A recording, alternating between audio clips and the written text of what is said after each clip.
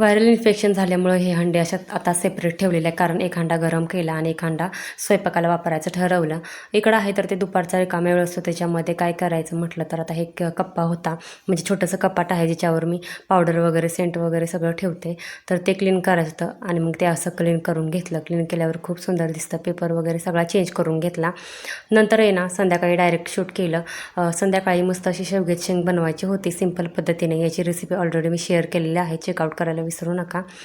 शेवग्याची शेंग बनवली, नंतर गवारी खोडायला घेतली आणि थोडीच गवारी असल्यामुळं काय संध्याकाळीच करायचं ठरवलं.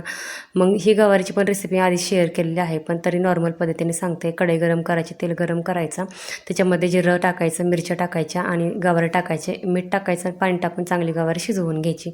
ही अशी गवारी सिंपल पद्धतीने खूप छान लागते.